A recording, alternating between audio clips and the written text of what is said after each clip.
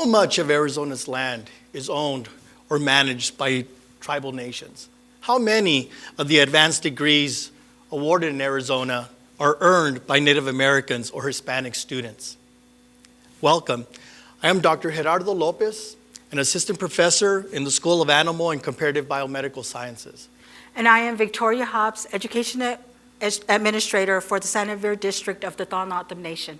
Why should we care about these statistics? We will share with you why it is important to our students, our community, and why you should care about these numbers. This goes beyond the statistics of the impact that it does to our students. It actually threatens our environment and natural resources in Arizona. This community partnership answers the call to the Haury Challenge Grant by bringing together the power of community partners. 2 tribal nations, 2 colleges, 2 school districts, and 5 schools. We are STEM Rise Arizona. Would you guys like to tell me if you have any ideas what you'd like to be when you grow up? A doctor, a veterinarian, a doctor, car engineer, a nurse practitioner, an engineer, or a scientist.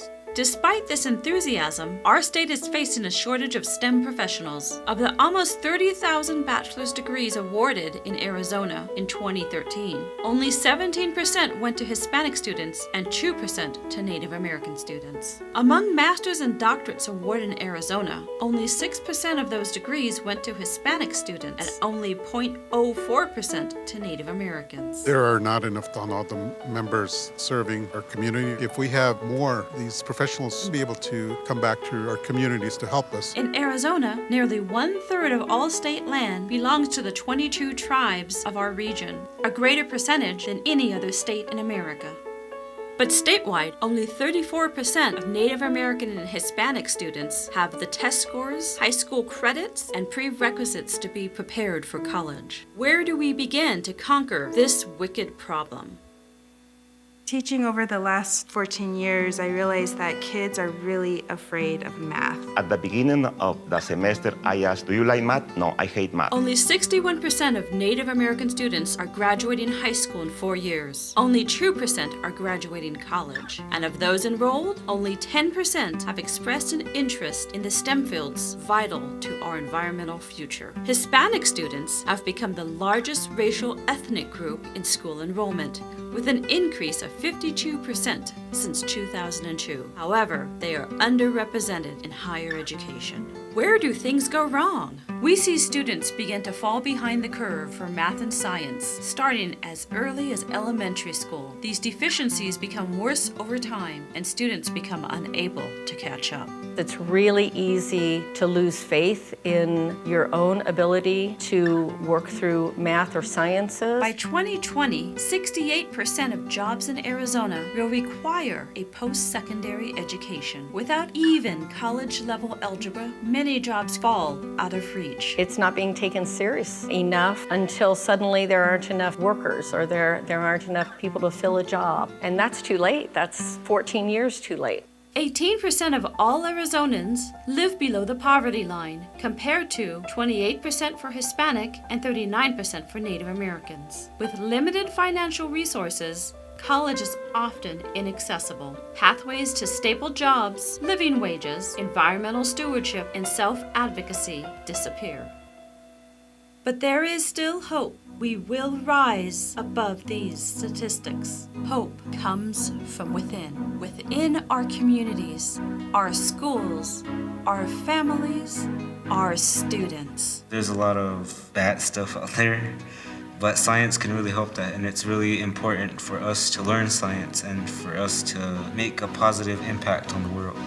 I remember 20 years ago, I developed one project, Build Your Dream Home. After some investigation, I found that over 60% of the students, their parents were working in construction. So I use this social and cultural background to create a project. 1 year later, after the experience, when the students develop their own ideas to make different model houses, the same students share, I would like to be architect, I would like to be civil engineer. Let STEM rise.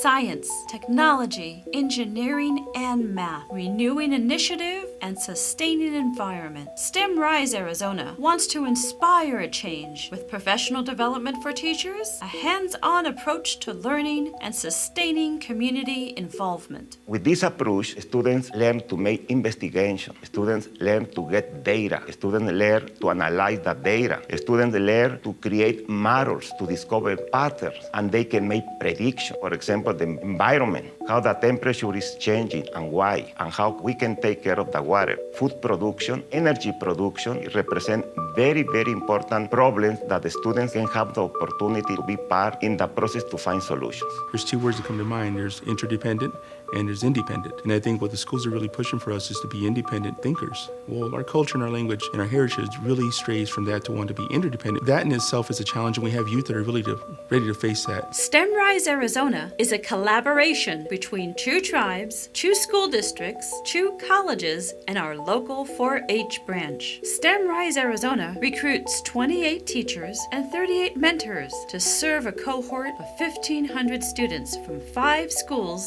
grades K through 12. STEM Rise Arizona features professional-led field trips to the U of A, 4-H after-school and summer programs, year-round professional development training for teachers, and STEM Rise summer math camps. It's everybody that needs to work together, starting out in high school, not their senior year. It has to start in elementary school. We as Native people certainly have a lot to offer to society. That's been dismissed for the longest time. Students who get into STEM programs would be able to assist our community in making sure that we protect and preserve and enhance our land, our water, and our lives. We need to be able to learn how to do that if we are to survive as human beings on this planet. I like science. It's essential in life.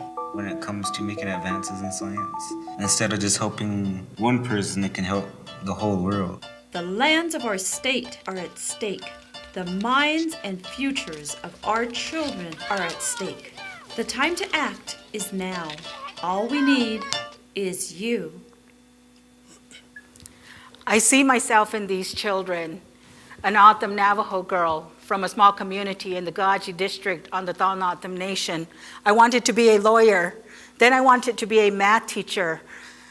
I spent 15 years in and out of college to get that first degree because math was a barrier. Formal education for our people has been wrought with social injustice because we were just people who society thought it best to assimilate us. Now we are being told our environment does not matter, and we need those STEM innovators to help protect it. STEM Rise Arizona will actually take care of and deal with the issue of social injustice by breaking it down and actually giving these opportunities to our youth. It will empower them by making them feel confident and actually dealing with the issues that they're faced within their communities and understanding that education is the power that they're going to be gaining through this type of a process. STEM Rise Arizona is a program that actually brings the expertise of the U of A to the community, working along with our partners, being able to build project-based learning activities that are actually culturally relevant to their backgrounds, pulling from their experiences, their personal experiences, and relating it to environmental issues that are faced in the Southwest. Some of these projects are going to be focusing on climate change, water conservation, energy production, food production, the loss of biodiversity. But it doesn't stop there. The unique thing about this program that it infuses the math and the algebra into the actual project. That way they walk away with a better comprehension. Finally, the funding of this program is an investment into the future of these 1,500 students. If they thrive, their community and the state of Arizona will thrive. Today we have our partners and students here, so please join us as we make STEM rise.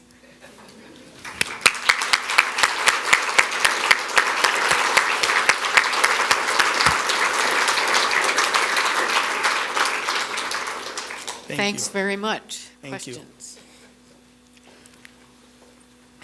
Hi, thank you for your presentation. Thank you. It's an honor to be here.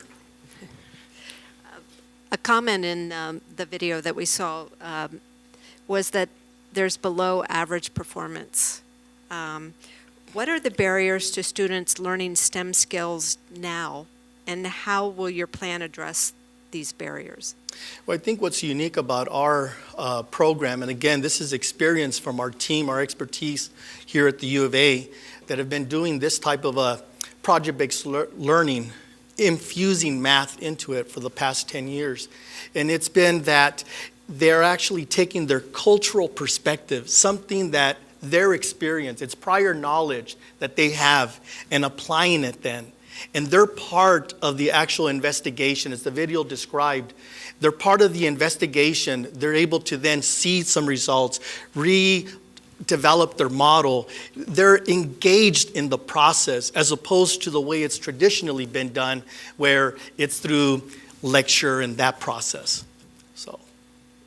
Wow, you've infused algebra with passion tonight. I feel the sex appeal. Absolutely. Yes, we have an that's what we amazing need. team. So let's say you get it. 3 years, $600,000, 1,500 kids, teachers, mentors, everyone trained, transformative. What happens after in year 4? How do you sustain? Because public school, we know, has all these trends that come and go. How are you going to sustain this great work?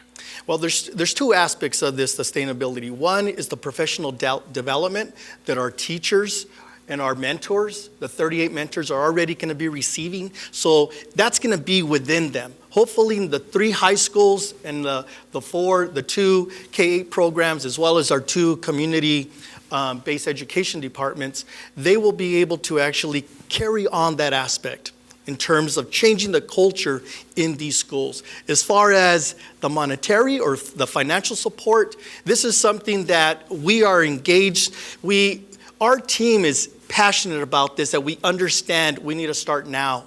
And we do have a development plan in place to go ahead, starting, if we are awarded this, to go ahead and start doing promotions and seeking funding.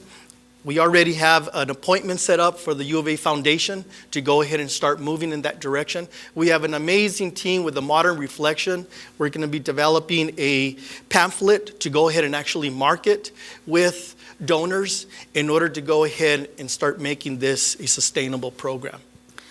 And to add to that, one of our focuses will be the community.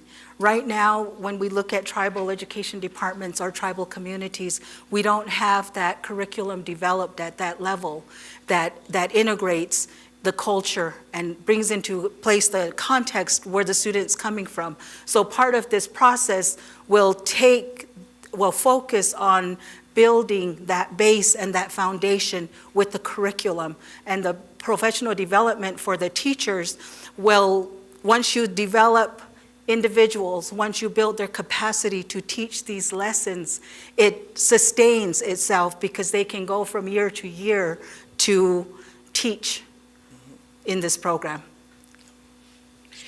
One of the questions that we had really had to do with examples of the kinds of hands-on projects that you're talking about.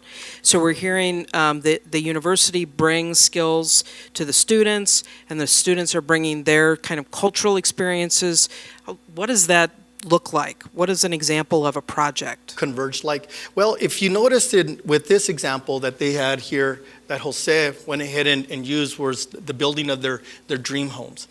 In a more environmental perspective, it could be looking at, for example, the Pascuayaqui tribe in terms of their runoff from their lands. It's identifying an issue, a concern within their tribe, with the partnership of the expertise that the U of A can provide, along with the professional development, then dissecting that.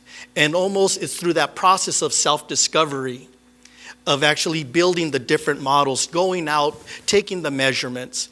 It might look a little bit different for a school and the group that's going to be at Desert View as opposed to at Pueblo. Some kids might be living in the city, And so their environmental perspective might be slightly different than some kids that are coming from a rural area.